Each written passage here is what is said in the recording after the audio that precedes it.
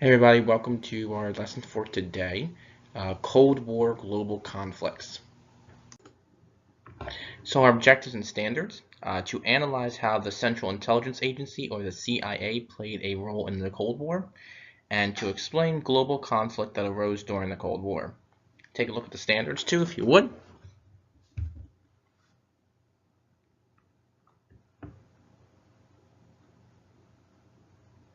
And our desired result, what problems arose around the world as a result of the Cold War.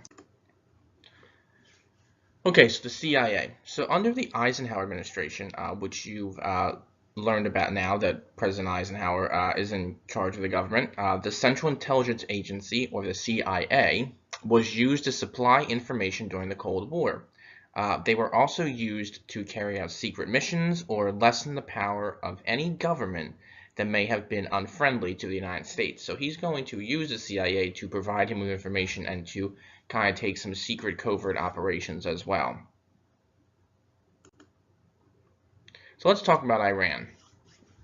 In 1951, the Prime Minister of Iran, Mohammad Mossadegh, I believe I'm saying that right, placed Iranian oil fields under control of the country. Now, these oil fields had been under the control of private industries, mostly British industries. Great Britain was very upset about this, obviously, and they protested by not buying Iranian oil.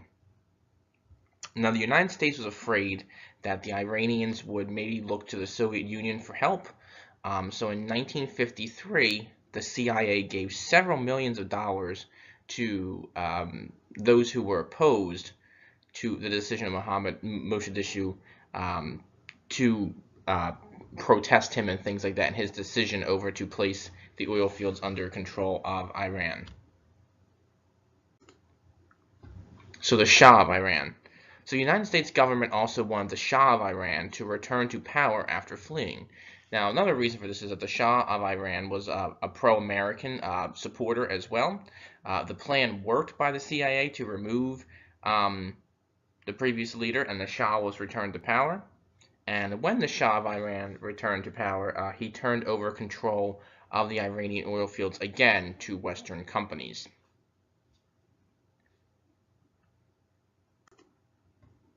So in Guatemala. So in 1954, the CIA also had involvement in secret operations in Guatemala. President Eisenhower was concerned that the government of Guatemala had some communist views.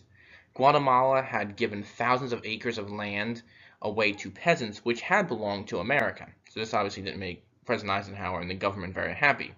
So the CIA secretly trained an army to invade Guatemala, and what happened was the president of Guatemala was forced to flee due to this army, but then the leader of the Guatemalan army took control of the country and soon became a military dictator.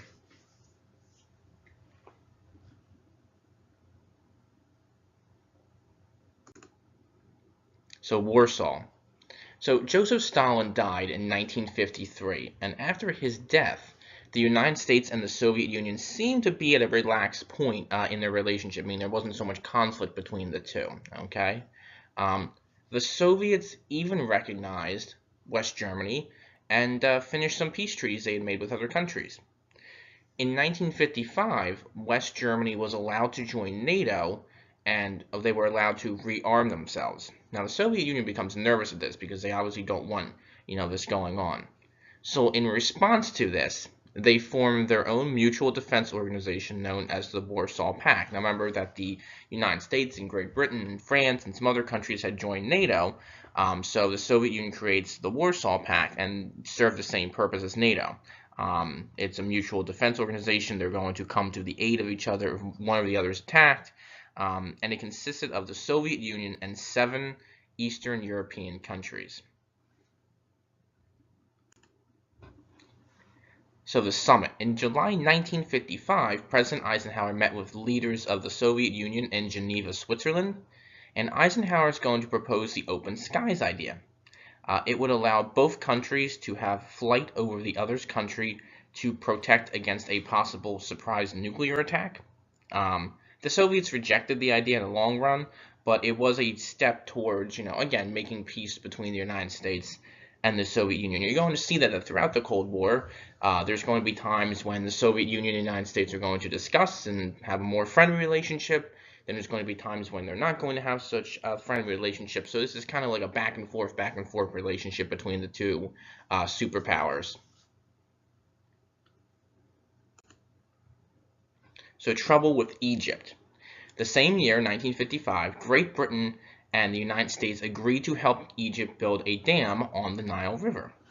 The head of the Egyptian government, Gamal Abdel Nasser, and I, again, trying my best with the names, attempted to get the Soviets and Americans against each other by seeing who would give more aid. So he's playing against each other, saying, you know, trying to get more money. About a year later, in 1956, the United States learned of the plan and decided to withdraw the loan. Okay? Now, the Egyptian leader was angry at this and decided to put control of the canal under Egypt, despite it being owned by the French and the British. Now, of course, again, the French and the British were pretty angry at this.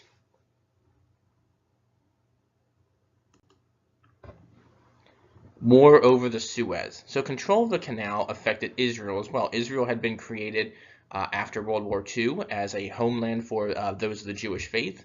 And Egypt is not going to allow ships to go, not going to allow ships going to Israel through the canal. Okay, so Israel, Great Britain, and France sent troops and took control of the Mediterranean side on the Suez Canal. Now, before this force could move any further or any more trouble could arise, the International United Nations Organization stepped in and persuaded the three countries to withdraw their troops and allowed Egypt to keep control of the canal. But this was, again, to try and keep the peace between all of these countries to avoid a war.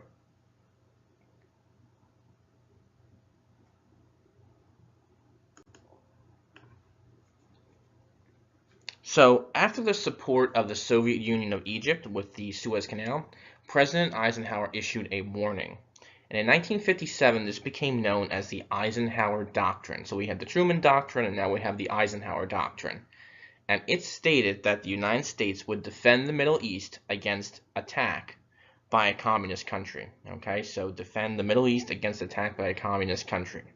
And Congress also agreed and did approve this thought, or this doctrine. So in Hungary, so there's a map of Hungary there. You can kind of, it does have the USSR there off to the top right corner, but you know, this just kind of gives you an idea where it is next to Austria and things like that. So it's very close to where the Soviet Union, you know, slash, you know, Russia is today. So it kind of gives you an idea where it is.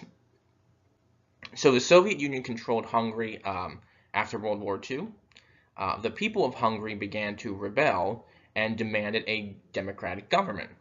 Now, the communist leader of the country, again, I'm going to try my best, Imre Nagy, promised a free election and called for the Soviet troops to leave. He was also against and denounced being a part of the Warsaw Pact. So the Soviet response. In November 1956, Soviet tanks moved into the country and killed 30,000 people. Now, the Hungarian citizens did fight back, but they were not strong enough to stop the Soviet forces. The Soviets overthrew the Hungarian government and established a pro-Soviet one instead, and the former leader Nagy was executed, and hundreds of thousands of Hungarians decided to flee the country.